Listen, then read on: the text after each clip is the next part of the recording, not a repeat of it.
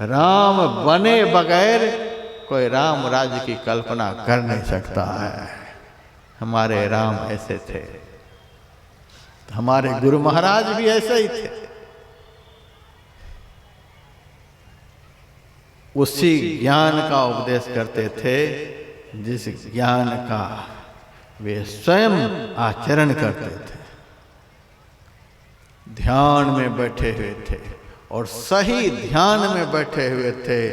सही ध्यान की मुद्रा को देखते ही भिक्षु जगदीश काश्यप का दिल बदल गया और वे सोचने लगे कि हमें जीवन में भगवान बुद्ध मिल गए। आज हमें साक्षात बुद्ध का दर्शन हो गया।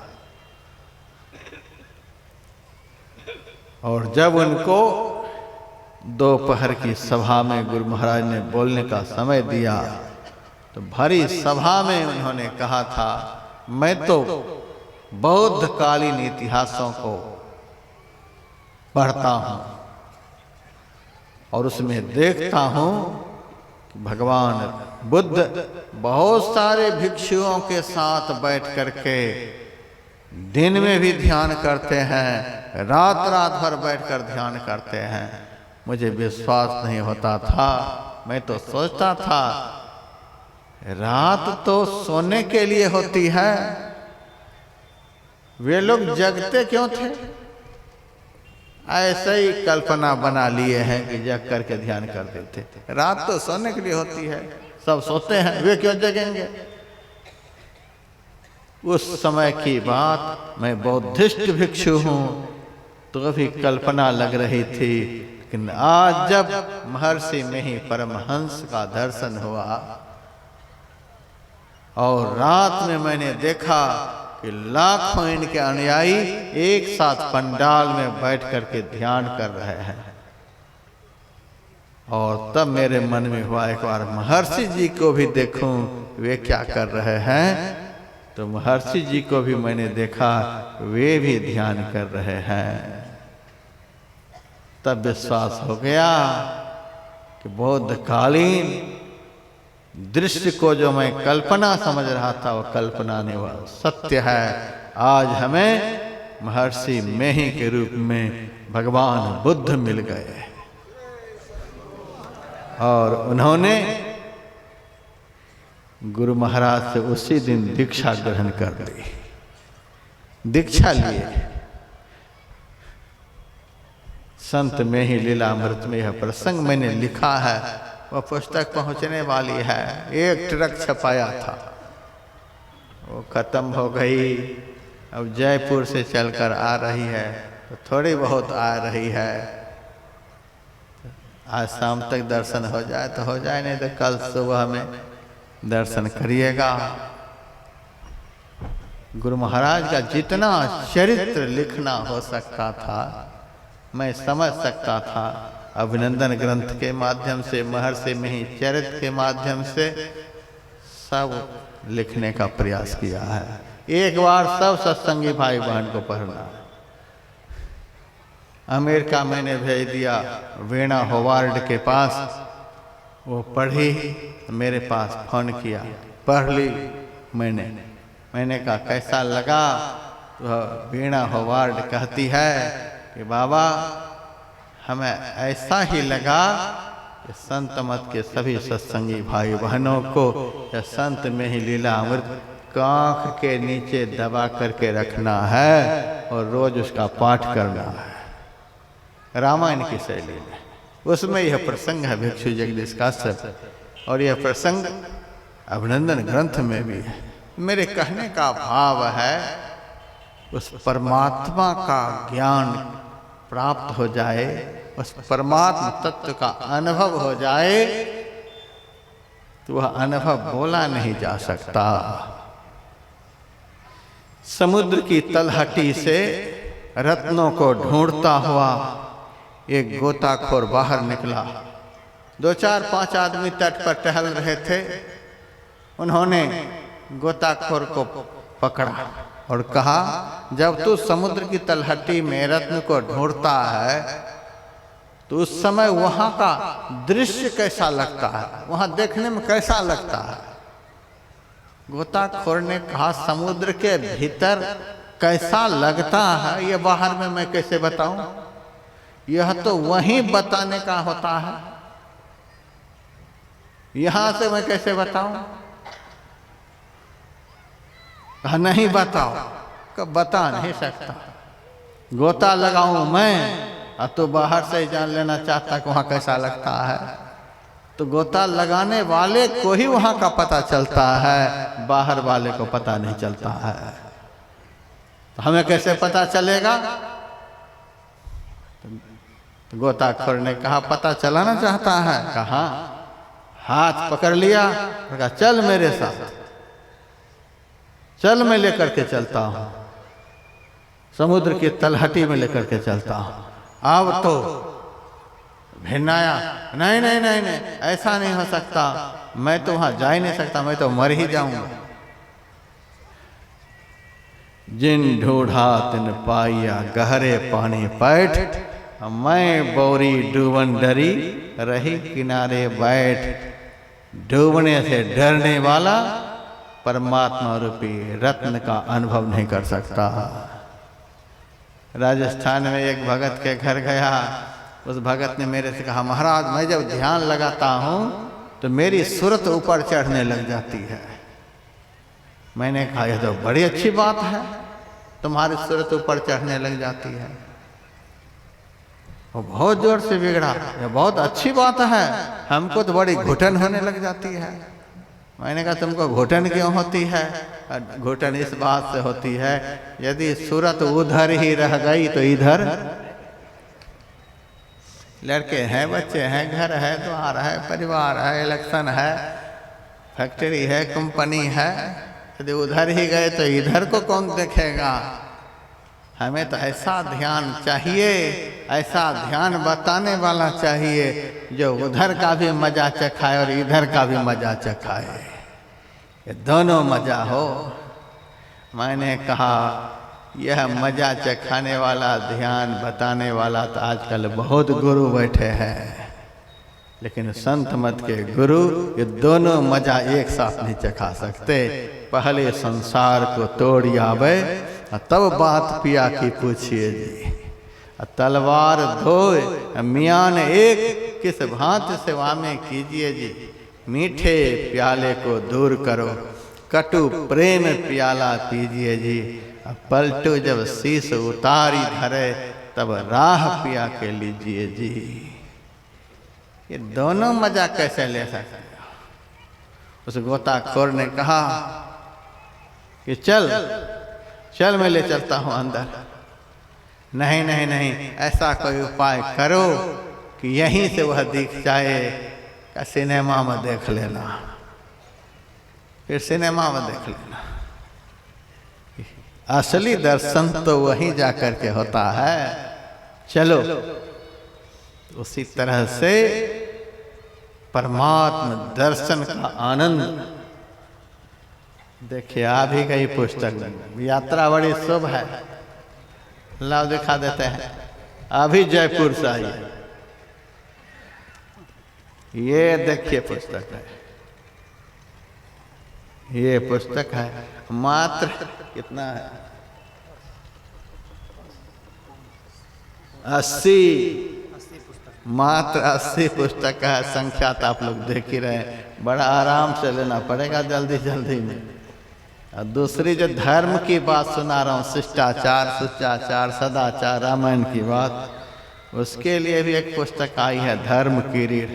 अभी अभी आई है, अभी तुरंत आई है। दोनों पुस्तक संत मत के लिए उपयोगी है। सबको एक एक रखना है, पता चलेगा आप लोगों को क्या लिखा गया है इसमें। तो वहां का अनुभव यहां से नहीं हो सकता। साकार का दर्शन होता है और निराकार का अनुभव होता है। साकार का दर्शन गुरु महाराज इस तस्वीर में दिखलाई दे रहे हैं, आप लोग दर्शन कर रहे हैं। साकार का दर्शन होता है और इस तस्वीर में जो गुरु महाराज समाये हुए हैं, असली गुरु महाराज तो वही हैं। तस्वीर तो साकार है, यह तो एक आकृति है, और इस आकृति में जो समाये हुए हैं वो हमारे असली गुरु महाराज हैं। उस असली गुरु महाराज का अनुभव होता है। इसीलिए कहा सुनौता या कथ कहानी और समझत बने न जाए बखानी, यह अनुभव का विषय है। ईश्वर अंश जीव अविनाशी, चेतन अमल सहज सुख राशि, सो माया बस भयो गोसाई, बंध्यो कीर मरकट की नाई। उस निराकार का अनुभव होता है, उस अकथ का अनुभव होता है। तो निराकार अकथ परमात्मा है। उस परमात्मा का अनुभव कौन करेगा? उस निराकार का अनुभव कौन करेगा? तो काकभूषण जी कहते हैं उसका अनुभव उसी का बेटा करेगा।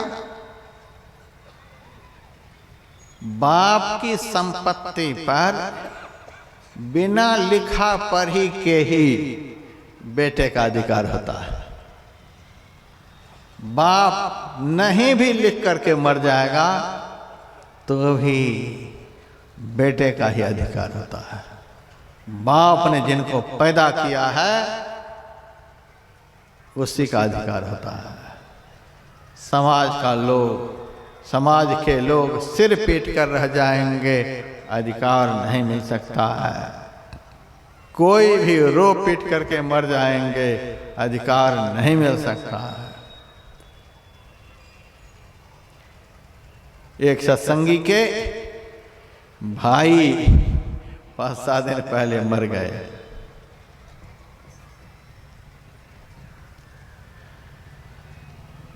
तो छोटे भाई ने उसको आग दे दी। कुछ लोगों ने कहा होगा आग दे दो, आग दे दी। लेकिन आग देने मात्र से ही भाई की संपत्ति उसको नहीं मिल जाएगी। उस भाई की बेटी अभी जीवित है। भाई की संपत्ति का अधिकार भाई ने जिनको पैदा किया है उसी को है।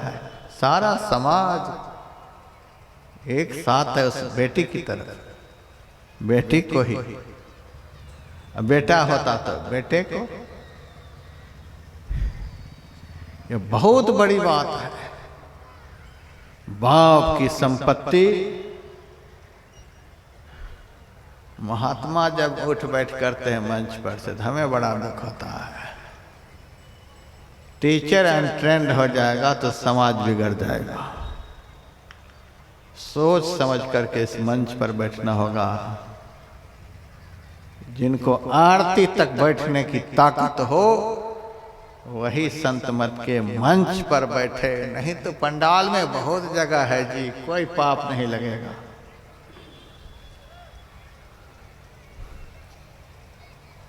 धारा बदल जाती है। बाप की संपत्ति पर बेटे का पूर्ण अधिकार होता है, बिना लिखा पढ़ी का अधिकार होता है। दूसरे तीसरे का अधिकार नहीं है। उसी तरह से परमात्मा हमारे बाप हैं और हम जीवात्मा उनके बेटे हैं। आप लोगों से हमारी प्रार्थना है, ये नकली संबंध कब तक चलेगा? नकली संबंध कब तक चलेगा? जिसको आप भाई मान रहे हैं आपका भाई है, जिसको आप बेटा मान रहे हैं बेटा आपका है, जिसको आप बाप मान रहे हैं बाप आपका है। यहाँ आपका कोई नहीं है। यह सब नकली संबंध है। जितने से आप लोग यह संबंध जोड़ रखे हैं सब नकली है, बारंबार नकली है।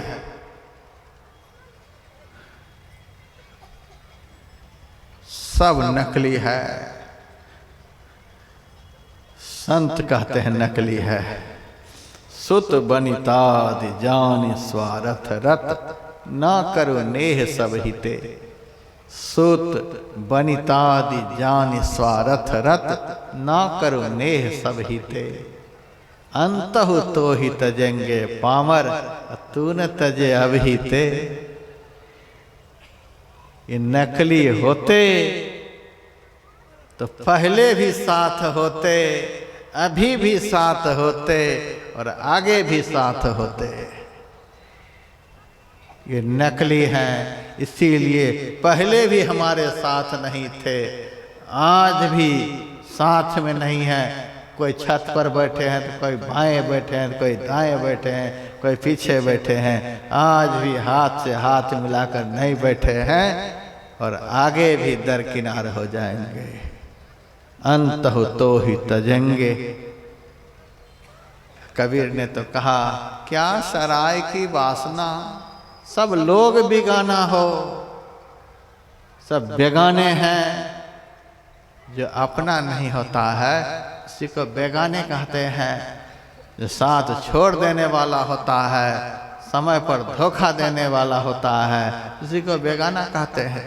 एक बूढ़ा मर रहा था, घर परिवार के लोग पंडित जी को बुला करके गाय की पूंछ पकड़वा दिया। बूढ़ा गाय की पूंछ पकड़ा हुआ है। मैंने कहा यह क्या कर रहे हो? कहा बूढ़ा बैतरनी पार हो रहा है। बूढ़ा बैतरनी पार हो रहा है। मैंने कहा गाय को तो खुद पता नहीं किस बूचर खाने में जाएगी, और बूढ़ा बैतरनी पार हो रहा है उस गाय की पूंछ पकड़ के। तो बाबा ये क्या हो रहा है? कहा बहुत भारी धोखा हो रहा है। ये परिवार वाले बुढ़ा को बड़ा भारी धोखा दे रहा है जीवन के अंतिम क्षण में। जब तक बुढ़ा कामयाब था, खिला रहा था, पिला रहा था, घर का काम धंधा कर रहा था, तब तक तो खूब मजा ले रहा था, खूब प्रेम प्यार सब कुछ चल रहा था। जब बुढ़ा किसी काम का नहीं रह गया, मरने का दिन आ गया, तो अपना हाथ खींच लिया और जानवर का हाथ पकड़ा दिया।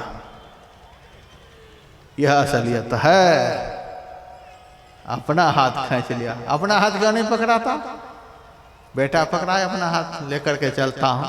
जब बड़े भाग मानुष तन पावा है तो अपना हाथ क्यों नहीं पकड़ाता है? उस बुढ़ा ने सारे जीवन बेटे के हाथ पकड़े रहे, आज मरने के समय बेटा ने अपना हाथ खींच लिया, जानवर की पूंछ पकड़ा दिया। जगत में स्वार्थ का व्यवहार। अपना हाथ खींच लिया। अपना हाथ क्यों नहीं पकड़ाता? कोई पकड़ाए कोई? अपना हाथ इसीलिए नहीं पकड़ाता। मैंने एक से कहा अपना हाथ क्यों नहीं पकड़ा रहा? पकड़ाओ पकड़ाओ बुढ़ा का। अरे महाराज मरते मरते कहीं हमको न खींच ले, हमको न बुढ़ा खींच ले, साथ लगा ले। मरने के समय आदमी बहुत जोर से पकड़ता है, डूबने वाले को बचाने के लिए जाएंगे तो वो जोर से पकड़ता है। उसी तरह से मरने वाले को पकड़ोगे तो वह जोर से पकड़ कर तुम्हें भी लेकर के चल देगा। इसीलिए पकड़ो तो ऐसे को जो डूबने नहीं दे, लेकर के मौत के घाट न उतार दे। ये सब बेगाने हैं, कोई अपना नहीं है।